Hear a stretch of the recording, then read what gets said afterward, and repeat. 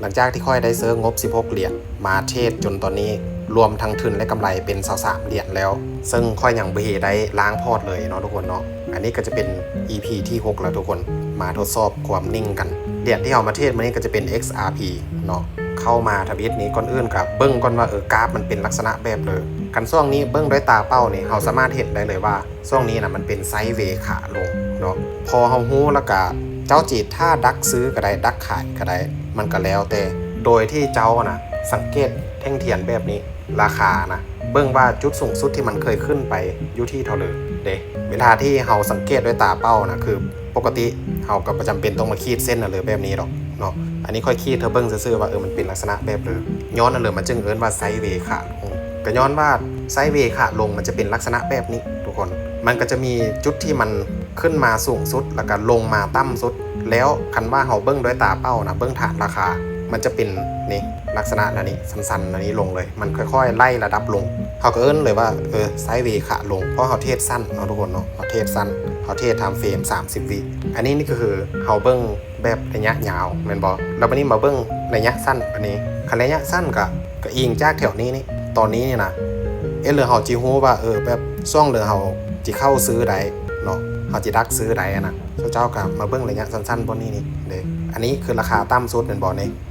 อันนี้ราคาต่ำสุดอันนี้ก็ราคาต่ำสุดแล้วเจ้าเบิ้งเนาะฐานโตที่1กับโตที่2เนาะมันเป็นลักษณะแบบเลยมันค่อยๆแบบไล่ระดับขึ้นไปบ่เมื่อเราเห็นเป็นอันนี้ละบัดนี้เราจะเริ่มวิเคราะห์ง่ายแล้วทุกคนเราจะเริ่มโหแล้วว่าช่วงเลยที่เราจะเข้าซื้อเข้าขายแบบสัวที่สุดโอกาสกำไรหลายที่สุดเนาะชนะนะมาเบิ้งบัดนี้ในเมื่อเราเทรดงบน้อยเนาะเราก็บ่ฟ้าวเจอฮอนโมเมนต์เจ้าจะออกทุกออเดอร์บ่ได้เบิ้งว่าค่อยออกเดี๋ยวเลยคือออเดอร์นี้ค่อยก็ยังบ่ทันออกดอกค่อยสิเบิ้งไปก่อนถ้าสมมุติว่าค่อยสิขายค่อยก็ต้องรอท่าเนาะเพื่อแท่งเทียนมันขึ้นไปใกล้เคียงกับเส้นสีเหลืองนี้แห้งไกลแห้งดีเนาะมันก็แห้งสัวบ่จำเป็นว่าต้องไปตำหรือว่าไปจุปานนั้นดอกก็แบบย่างน้อยมันขึ้นไปในระดับที่แบบใกล้เคียงหน่อยนึงละเราก็สามารถขายได้คือเดียวเนาะออเดอร์เดียวมันบ่ได้เสียหายเลยคือตอนนี้มันเริ่มดีดขึ้นมาแล้วราคาเนาะคือแท่งนี้ก็เป็นแท่งเขียวแล้วค่อยก็ต้องท่าเบิ้งเนาะแท่งรอท่าหรือว่าแท่งที่เราสามารถออกออเดอร์ได้นะมันจียังขึ้นไปบ่คันยังขึ้นไปเกียมดักขายเลยไหมนึงกันกรณีว่ามันยังลงมานี่ก็ซื้อนอนคนเนาะซื้อเพราะว่ามันมีสิทธิ์ที่จะขึ้นไปต่อได้ถ้ามันเป็นแท่งเขียวขึ้นไปต่อก็ขายกรณีนี้พัดตอนนี้เด้อค่อยเทสนะมันก็เป็นประสบการณ์ส่วนตัวค่อยเนาะความผิดพลาดหรือผ่านมาสิ่งที่เราเคยเห็นมันก็จะเป็นประสบการณ์ที่เราแบบกล้าที่จะออกออเดอร์หลายขึ้นอันนี้นะมันบ่มีคำว่าสั้นคำว่าเซ็นบ่มีคำว่าออกไปแล้วโอ้ยบ่มั่นเจอคือมั่นเจออะไรซ่อนจีได้หรือบ่ได้ก็อีกเรื่องนึงเนาะทุกคนเนาะแต่โอกาสค่อยมีอีก3ไหมคัสออเดอร์นี้พลาดก็บ่เป็นเลยก็ค่อยๆแก้ไปทุกคนตอนนี้มันลงมาเสยยังลงได้ต่อเนาะแต่คันสมมติว่าแท่งต่อไปนะขึ้นเป็นแท่งเขียวค่อยขายเลยก็คือแท่งนี้นี่ขึ้นเป็นแท่งเขียวค่อยขายคันยังลงไปต่อค่อยซื้อเนาะเพราะว่าโอกาสที่มันจะกลับโตมีสูงละเขาก็ต้องมาเบิ่งว่าคันมันจะกลับโตแท้ๆเพราะว่าจีทิศทางเลยก็ยากเขาต้องส่วนแท่งไปก่อนคือแท่งนี้ขึ้นมาเป็นแท่งเขียวค่อยก็ขายเป็น2เหรียญเมื่อกี้ค่อยซื้อเป็น1เหรียญค่อยก็จะขายเป็น2เหรียญตอนนี้เนาะขายไป2เหรียญแล้วก็ปรับเงินไว้เป็น4เหรียญเพื่อพลาด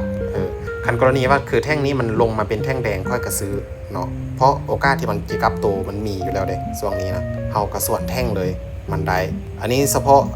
XRP กับ Dogecoin เด้อทุกคนเด้อ XRP กับ Dogecoin เท่านั้นที่ค่อยเทรดเนาะแล้วเซิร์ชเทคนิคแบบนี้นะเฮาอาศัยเบิ่งราคาเก้ามันแล้วก็อ้างอิงเนาะเวลาจะออกออเดอร์เพื่อมาประกอบในการตัดสินใจนะ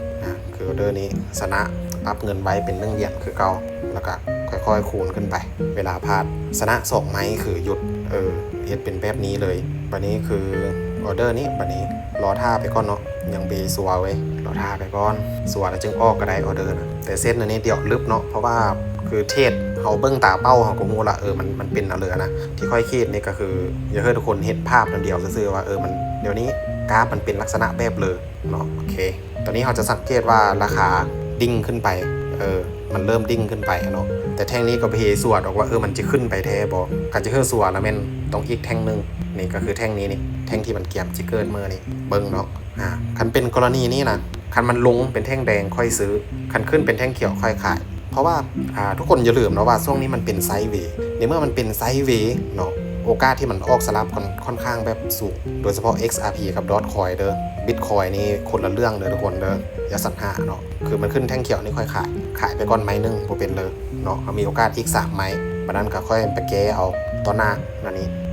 ค่อยขายไปละเพราะมันค่อนข้างแบบทุกคนลองสังเกตดูมักออกสลับเห็นบ่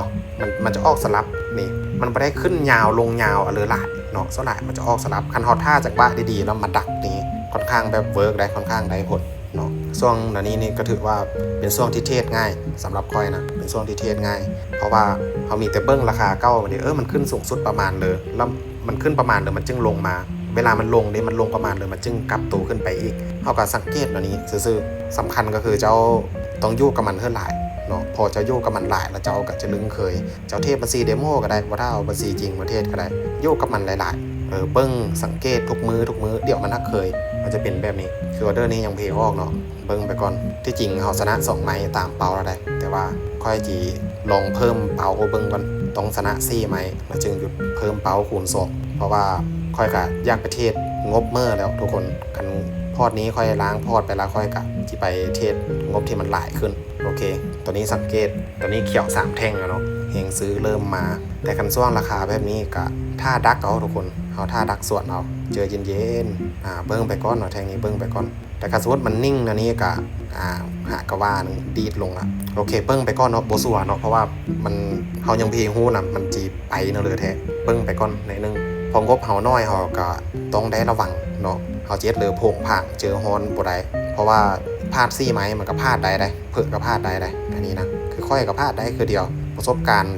หลายบ่ได้หมายความว่าเฮาสิพลาดบ่ได้มันขึ้นกับว่าเฮานะเทศแบบเลยเนาะคันเฮาเจอฮอนก็เรียบร้อยประสบการณ์ก็ซ้อยเลยบ่ได้สิ่งสำคัญก็คือเฮาต้องควบคุมอารมณ์ตัวเองให้มันได้อันนี้แหละคือสิ่งที่สำคัญที่สุดคันเจ้าควบคุมมันได้แล้วก็บ่ย่านดอกว่าสิเสียนะตัวเรือเฮามั่นเจอเราจึงไป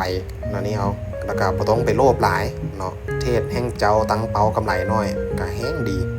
แล้วมาเบิ่งคือแท่งนะนี่บัดนี้คันแท่งอันนี้บ่คิดอะไรหลายเนาะดักเลยนี่มันลงเป็นแท่งแดงค่อยซื้อเลย1เหรียญบ่ต้องคิดอะไรหลายถ้ามันจะลงต่อกับย่ามันแต่อย่างน้อยขอแต่เพื่อมันได้ดักก่อนเนาะค่อนข้างแบบมีโอกาสสูงเป็นแท่งหากินนะ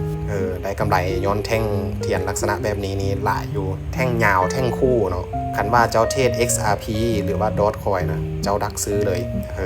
มันจะเป็นแบบนี้แต่มันไม่ได้หมายความว่า 100% เลยทุกคนมันก็บางทีมันก็ลงไปต่อก็มีเนาะมันก็ไม่ได้ว่าจะเป็นอันนี้ตลอดนะแต่ส่วนหลายที่ค่อยเห็นมันก็จะเป็นแบบนี้มันจะออกสลับนะทุกคนเนาะเขาชนะเป็น3ไม้ละตัวนี้เป็นเซา6เหรียญแล้วเขาได้กำไรอยู่ที่10เหรียญนะทุกคนสู้อีกไม้เดียวเท่านั้นได้ตามเป้ามาเบิ้งออเดอร์นี้5 4 3ยังโบสัวโบฟ้าออกซะเรียกว่ามันจะเป็นแท่งที่มันชัดเจนกว่านี้เนาะคล้ายๆคือเจ้ากับเขาอะไรมันประชัดเจนทางสถานะกะเบิ้งไปก้อนซะเจอเย็นๆเนาะคือตัวนี้เราจะสังเกตว่าแห่งขายเนาะเมื่อกี้นี้เป็นฟังที่เหนือกว่าแห่งซื้อแล้วแท่งที่2ก็คือแท่งนี้แท่งล่าสุดนี้ก็ยังลงเป็นแท่งแดงอยู่เพราะฉะนั้นแล้ววันนี้เราลองมาซูมเบิ้งเนาะราคามันลงมาใกล้เคียงกับฐานตัวเก้ามันเห็นบ่จุดมันลงต่ำสุดมันค่อยๆเสลี่ยงขึ้นไปคือออเดอร์นี้ซื้อถือว่าโคตรมั่นเจอเนาะนี่มันลงมาใกล้เคียงกับฐานตัวเก้ามันช่วงนี้มันจะเป็นลักษณะนี้ขึ้นเนาะกระสุดยังลงไปต่อสามารถซื้อได้อีกไหมนึงแล้วคันยังลงไปอีกย่าเลยเนาะอย่าจะฟ้าวแบบนำซื้อไปเมื่อโมเมนต์ได้ซื้อได้สูงสุด2ไม้ในช่วงนี้เขาก็ต้องเบิ้งบางทีมันปรับตัวเป็นเชนก็มีแล้วคันเขาไปนำซื้อทุกไม้เขาก็เสียเรียบร้อยเลยหวานเจี๊ยบเนาะงบน้อยแล้วก็ส่วนหลายยังแบบเจอฮอนนะงบน้อยนะยังเจอฮอนแห้งสิบหายค่อยบอกเลยเนาะโคตรสิบหายเลยคือมาเบิ้งแท่งนี้บัดนี้โอ้โหแท่งยาวอีกแล้วทุกคนออเดอร์นี้ค่อยปรับเงินเป็น2เหรียญเมื่อกี้ค่อยไป1เหรียญเนาะแท่งยาวพัดมีไส้แท่งยาวมีไส้